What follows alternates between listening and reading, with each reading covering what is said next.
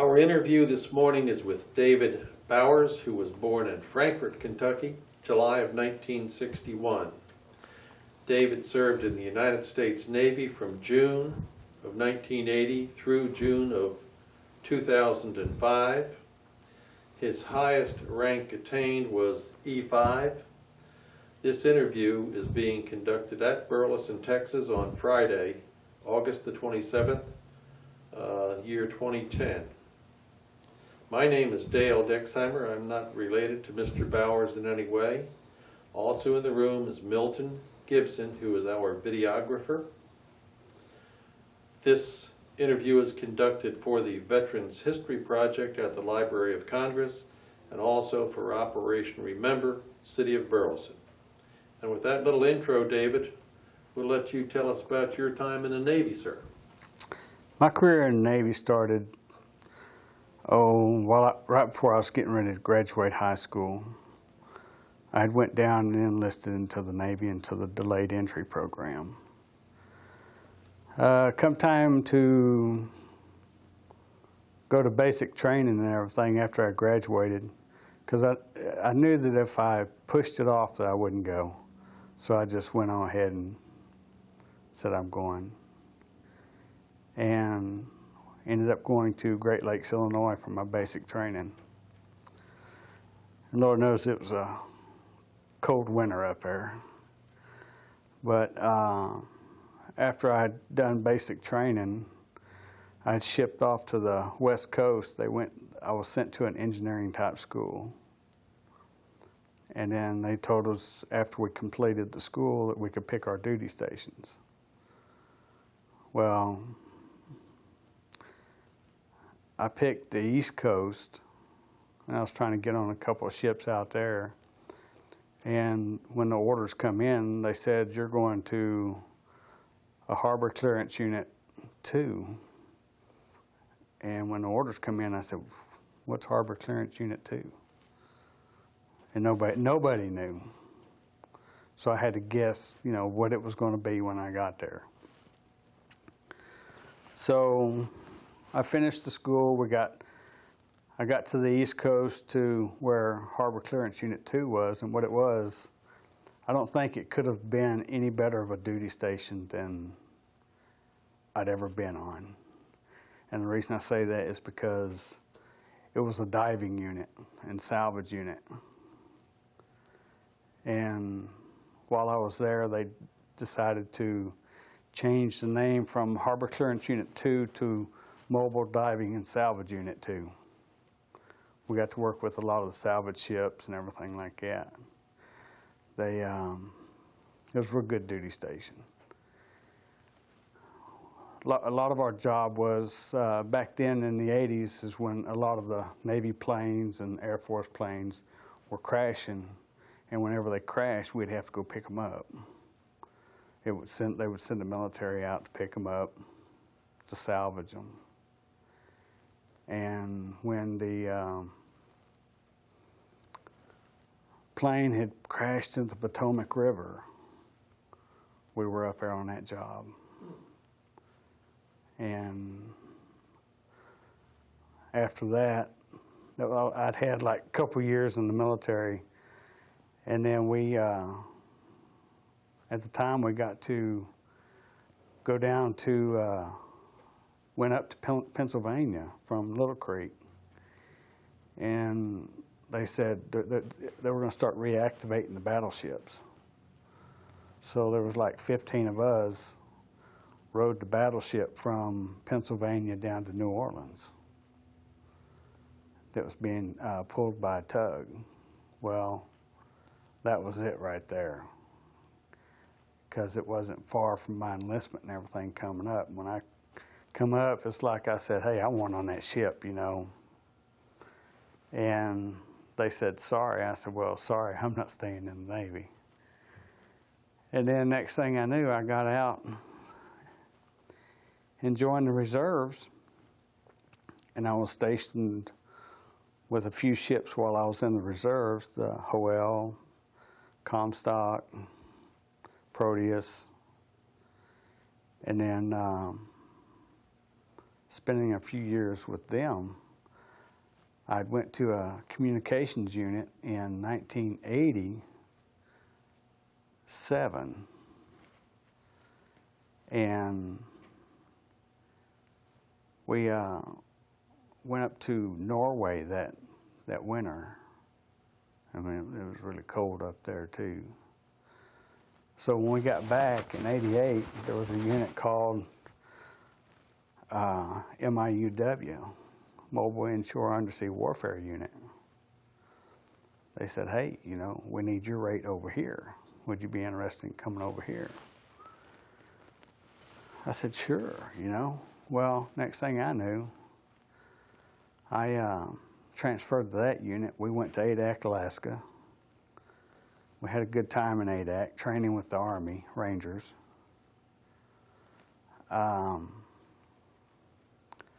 After that, we come back. Everybody thought it was the pits because, you know, when you call up there and say, hey, what's the weather like? And they say, oh, it's summertime, you know, and you get there and it's 27 degrees, and it's like, oh, this don't feel like no summertime. So when we finished that mission, we'd started going over to the Saudi Arabia, Bahrain, and stuff like that. And that was 84. Well, let's see, Desert Storm was what, 92? In 92, we were in Puerto Rico doing LEO ops, which was drug ops. And Desert Storm had started when we were over there.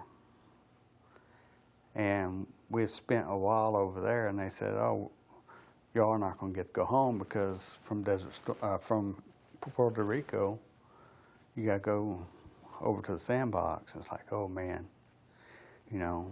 But we sat there, and luckily the war had pretty much ended while we were there. So we ended up going home, but it was like a few months later we ended up going over to Bahrain to take care of all of our equipment and stuff that was over there, get it cleaned up, sent back, and whatever else needed to be done.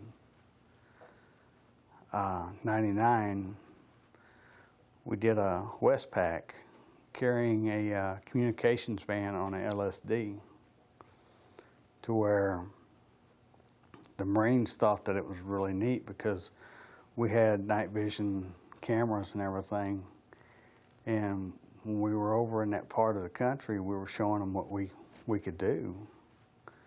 And when we could set up a Humvee with the radar system and cameras, and they would have people coming in trying to infiltrate us, it was like we would do sweeps, and it's like, oh, there's your people right there. And it's like we're looking at them right there on the TV camera. And then, I mean, we got down about a mile away, and we were seeing a little bitty old mouse just walking in the desert. It was really neat. That was when we had started getting new equipment and stuff in. Then when we set up on that ship, the guys that I was with, we were the first ones to set up a van like that on a ship because it had never been done. And in 99, we did a Westpac. And of course, instead of offloading at the piers and stuff, there'd be times that they would have LCAC, which is a big hovercraft. We'd all load up on a hovercraft and take off to the beaches, and then just, you know, go have our fun. And next thing you know, hitting all the countries and stuff that we did, it was really great because every port that we went into, we got to go do some community service for the local people. We would either go work on a hospital, paint a school, do some construction, stuff like that. And this was every port that we were in. And next thing you know, in we got faced with a task to go to Qatar, and when we were in Qatar, we spent 45 days there, and it was like nobody had made allocations for things that we needed, such as diesel and everything like that. Well, me being the protruder that I am, if somebody needed something, it's like the next day it's there, you know. I mean, because I went to a few of the ships and got big old 20-pound cans of coffee, and you could trade anything for a can of coffee. And we ended up getting fuel for 30 days for 20 pounds of coffee. So after that, the the towers were being bombed, and when the towers were bombed, I was called up to active duty back out to base, and then we'd done some work out there, and they said that our unit was going to get deployed. Well, at that time, this was around December, now I'm going to say October of 2002, that they came up to me and they said, you have to retire by December 31st. It's like, okay, why? Because they called it high year tenure. They said, you're high year tenure. And I said, well, all right, whatever. Well, next thing I knew, I called one of the units, one of my sister units, and said, hey, when y'all going over? They said, oh, we're going over in December. I said, okay. So I transferred to their unit, went overseas with them, and figured I'd wait till my unit got back over there. When they got deployed, just transferred back to my unit. Well, we got to doing a lot of work and everything in that one unit that I was in. It was a Mobile Inshore Undersea Warfare Unit 106. And next thing I knew, I was in country about 30, 40 days, and I started having some problems. And they said, well, go to the doctor, see the doctor. Well, I went to the doctor, and needless to say, they rushed me to the hospital and said, oh, it's your appendix. Your appendix is getting ready to rupture, you know. Well, got over there, and they took me into surgery, and the doctor come back out after I got out of the anesthesia and said, well, what was it? He said, well, I don't know. He said, your appendix was normal, but we took it out. Well, after the surgery, they said, we're going to discharge you to go back to your unit. You know, take bed rest a couple of days, and then just, you'll be ready to go back to work. So I did that, and 3 days after being discharged, I was back at my unit, and they said, I told them, I said, I'm not getting any better. At that time, I was called because my stepfather passed away. And I called my brothers and said, hey, I can't do nothing. I said, my health isn't good myself. Well, 3 days after I'd had that surgery, I was being rushed back to the hospital. And the doctors done surgery again. And what had happened when they took the appendix out, they didn't tie the bowel too good, and I had leakage into my stomach. Well, the second surgery that the doctors supposedly fixed, when I was coming out of the anesthesia, they said, we need to get him to Germany. That was the last thing I heard. Well, they medevaced me to Germany, and I spent like 8 to 12 weeks in a coma. And they turned around and said, when I got there, well, they were telling my wife, when I got to Germany, en route to Germany, I had coded 3 times. So when I got to Germany, they called my wife and told her that I had made it to Germany. And she was on standby to fly bedside warrant back to the States with me. Well, they got me stable enough to fly at the time. So they said, we're going to go ahead and go. We're not going to wait. Of course, the lapse in Germany, I'd had like 4 or 5 surgeries, because when the doctor had found out what my problem was, and they thought I had a blood clot going to the lung. Well, when he cut my chest open from the side, 1,800 cc's of feces poured out of my chest. So I had ended up with peritonitis and sepsis. Well, they started cleaning me up, and they said that I would be safe to travel, so they went ahead and medevaced me to Andrews Air Force Base. From Andrews, they medevaced me from Andrews to Bethesda, Maryland, and that's where I had stayed in the coma, and I was in total of 2.5 years in the hospital. And I ended up with like 70-something surgeries, and that was pretty much all that had happened between my career and the end of my career.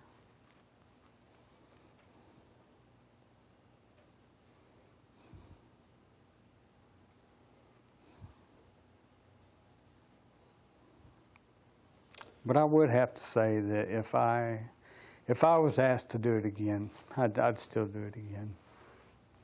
I loved what I was doing. The first 15 years or so were pretty good. Yeah.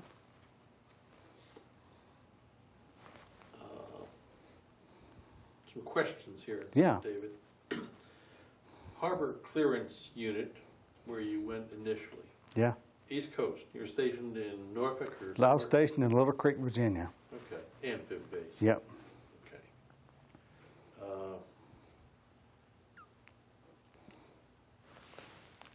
Were you single at the time? About 2 years after I was in the Navy, I had got married.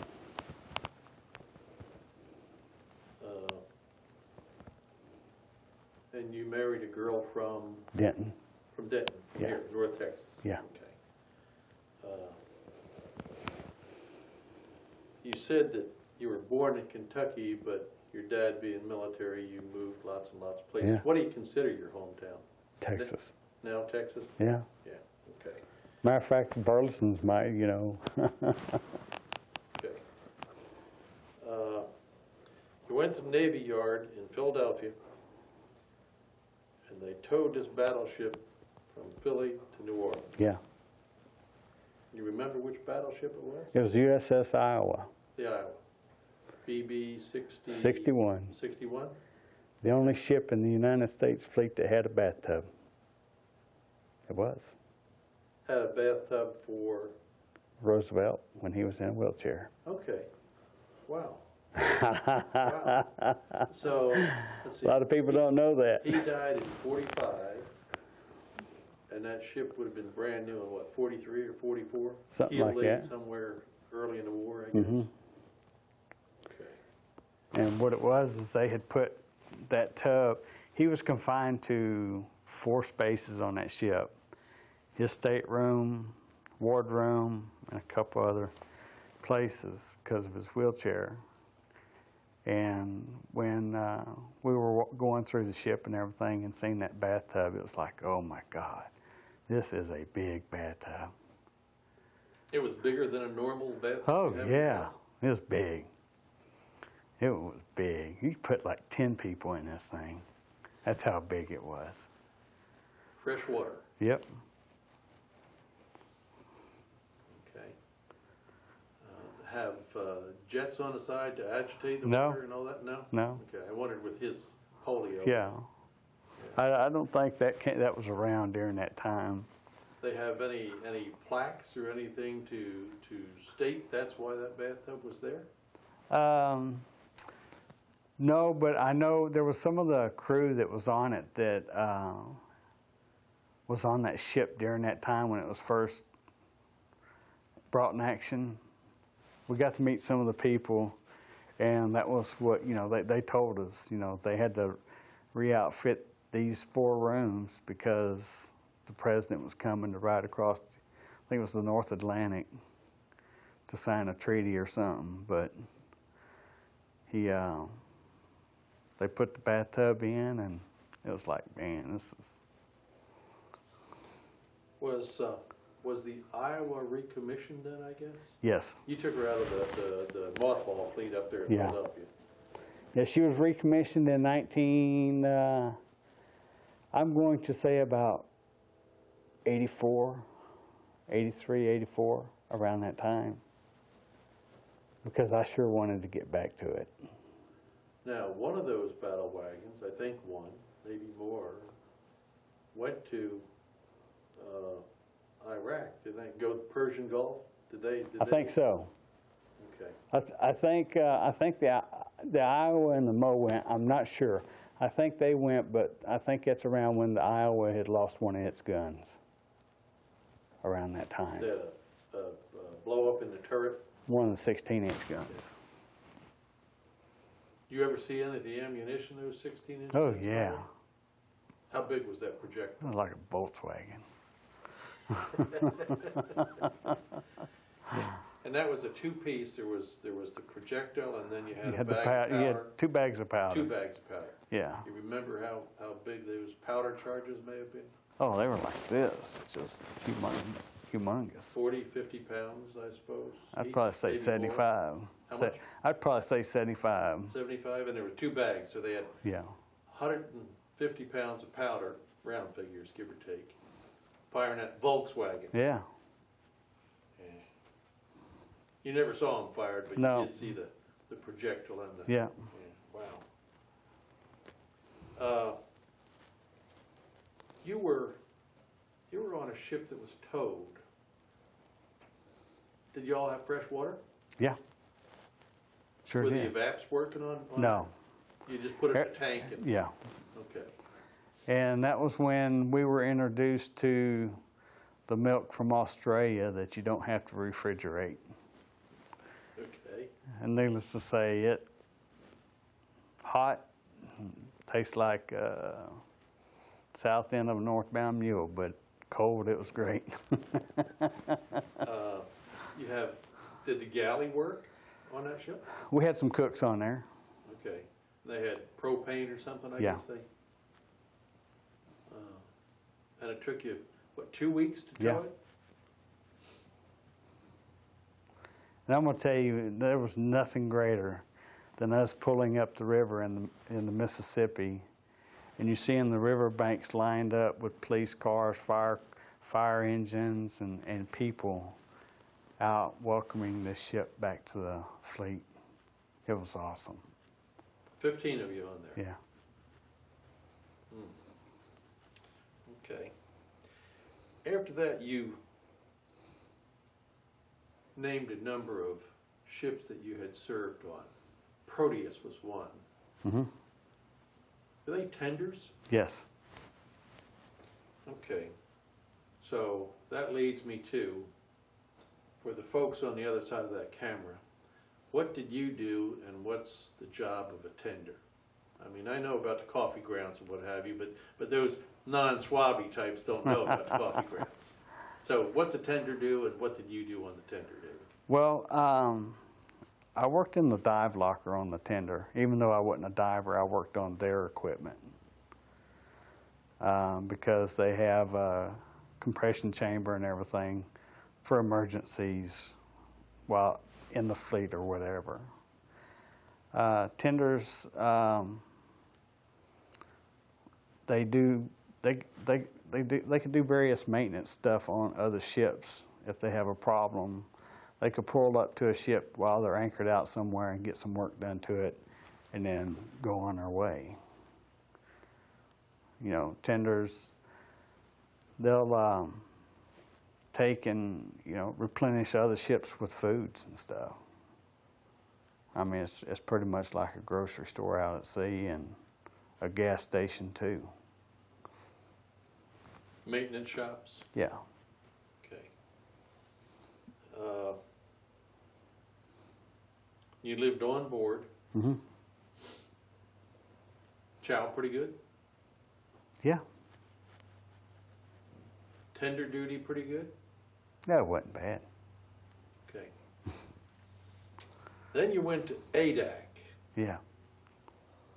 and other than the weather, ADAC wasn't too bad? Oh, I loved it. Everybody hated really? it. Everybody hated it, but I loved it. And the reason I loved it is because you can go fishing, and you know the wildlife. It's the only place that has a forest. You can look in one end and look out the other. You know. Well, I went to OCS. This is your interview, but it's my story. I went to OCS, and the guy at the bottom of the class was going to get sent to ADAC. Nobody wanted to go to ADAC. You're the only person I've ever talked to that thought Oh, I love ADAC was okay. Well, see what it is up there. You know, if you got 10-foot snowbanks and stuff, and there's a lot of snow, they got tunnels that you walk through just to go from building to building. I mean, you know, I enjoyed it. Was that the only place you ever served that you had those conditions? Yeah. Okay. And you live in Texas now, so you're not much on snow now. I love it. I love the cold weather. Okay. You were an engineman, David. You went to some engineering school after boot camp. They Yeah. sent you to some engineering type school. What would an engineman normally do? You did something a little unusual, I think, for enginemen, but normally what would an engineman do? Enginemen keep up the power plants, the propulsion engines of the shop, or no, of the ship, and the evaps and the refineries and everything like that. What's an evap do? Takes well, you have machinery that takes salt water, makes fresh water, and you have machinery that takes and purifies your oil. And you know, all that's different equipment, and you got to be qualified on that equipment to maintain that equipment. Was the Navy pretty much gas turbine that you were in, or did you still have steam plants? No, we had diesel engines. Diesel engines, okay. Yeah. Okay. Diesel engine that went to a big transmission, so to speak, and Yeah. geared it down to turn the screws. Mhm. Okay. Let me make a note here.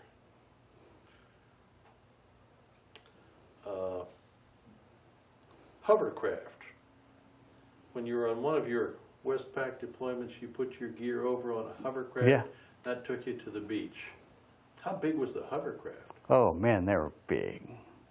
You could put one of the big tanks on it.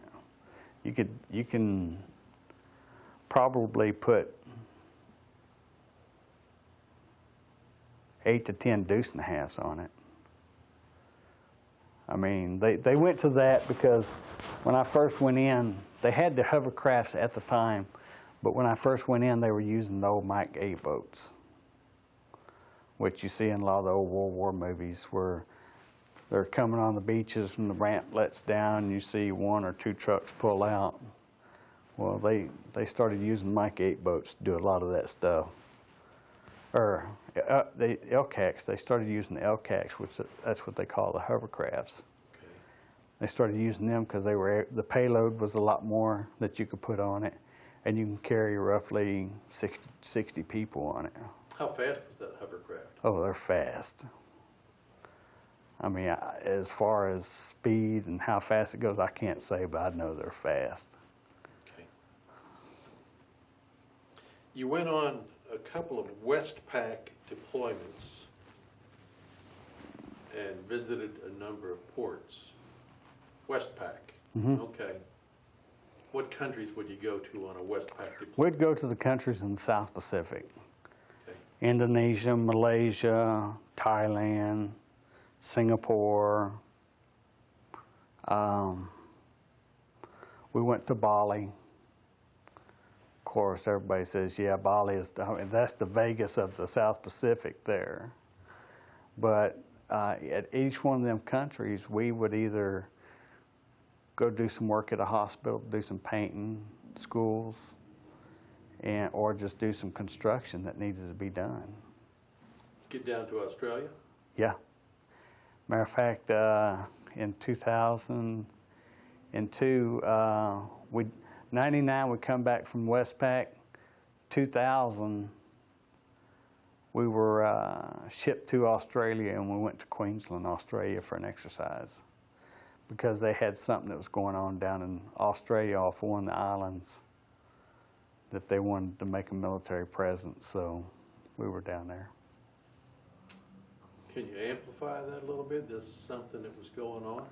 Yeah, when we were finishing up the Westpac, somebody was trying to, I forget the island that was, but they were trying to take over this island. And it wasn't the Australians or anything, but it was...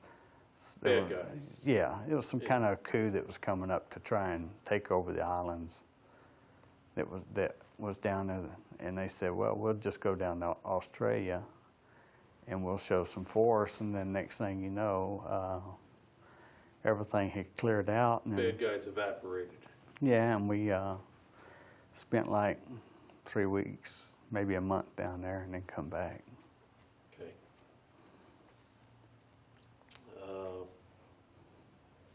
Trading coffee. Yeah. You wouldn't believe what coffee gets you. The time-honored Navy tradition. That's it. I sat there and somebody goes, well, we need this, this, this. We need that, that. It's like, okay. I'd go over where the ships were and say, hey, you got a couple cans of coffee we can get from you? Sure. I think I ended up with like 6 20-pound cans because I needed the bartering stuff. I mean, we were just setting up offices and stuff there. And they said, man, we need furniture. So I went to the Brits and said, hey, we need some furniture. What you got? And I said, coffee. Okay. And we ended up furnishing our offices and stuff for 20 pounds of coffee. Navy has this great supply system. Got everything from soup to nuts. Yeah. And when you really needed something in a hurry, you took your tin of coffee and went ship to ship looking for what you needed. That's it. Coffee's the goal. And then you sit there and we were in Bahrain, and then we ended up going to Qatar. Well, them two countries weren't best of friends. We were loaded up on a ship to take everything to Qatar, and one of the first ships that offloaded a piece of equipment, the Qatar people were there to confiscate one of our pieces of equipment because it had Bahrain tags on it. So I ended up having to give a can of coffee to get our truck back. Now, that transaction was with, who'd you give the coffee to? Were they? The Bahraini people. Bahrainian, yeah, okay. No, it was the guitar people. Okay. It was because. But that coffee was universal. Yeah. It wasn't just among U.S. No. military. You could Oh, trade yeah. it to people in Kuwait or wherever. Yeah. Okay. Wow. On to your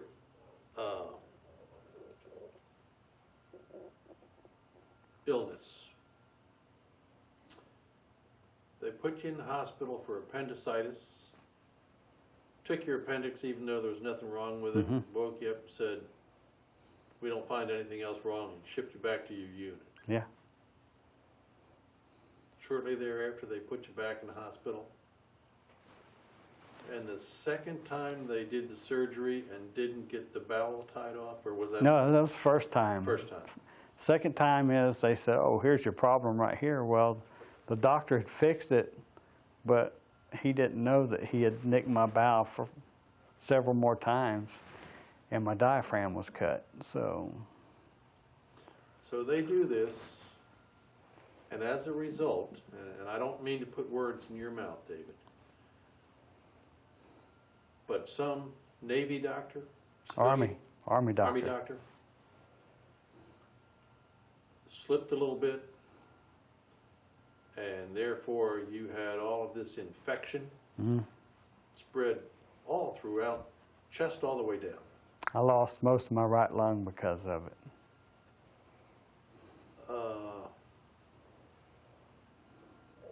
How do you feel about that? Do you harbor, I mean, I would think it would be normal to be a little upset with. I'm not upset at the doctor as much as I am the government. And the reason I say that is because I proudly served 25 years in the military. Yes, part of my time was active duty. I'm going to say a little better than 10 years was active duty, and the rest was reserve. I was called to active duty. And I got hurt on active duty. Now, because the reason I say my problems with the government is because they won't let me draw my retirement. They said, you have to wait till you're 60 because you were a reservist. But if you take a kid that has 5 years in that was active duty, and let's say he's an E4, E5, well, they take his base pay, times it by 2.5, and that's what he gets for a retirement for the rest of his life. He did 5 years. I did 25 years. And he's able to draw VA, disability. Me, I have to wait till I'm 60 to draw my retirement from the military, but yeah, I'm drawing from the VA. What I get, you know. Are you disabled now, David? Yeah. Percentage? 100%. 100%. Okay. I just wondered really what your feeling would be on that. I would tend to think if the same thing happened to me, I would be. I mean, that's why I met with Joe Barton last Thursday night. I met with Chet Edwards Monday. I asked them, because what they're doing is they're working on the Korean War era. Because during the Korean War is when they had reserves that were brought up to active duty, and then, you know, were being treated as the Korean War era. But now disabilities are coming back more severe and everything. But if you were a reserve, it's like, oh, well, you know, you got to wait till you're 60 to draw your retirement. You met with Joe Barton because he is your congressman. Yes. Isn't he? And Edwards was in town, and he is very much involved in Veterans Affairs. Right. So, okay. Wow.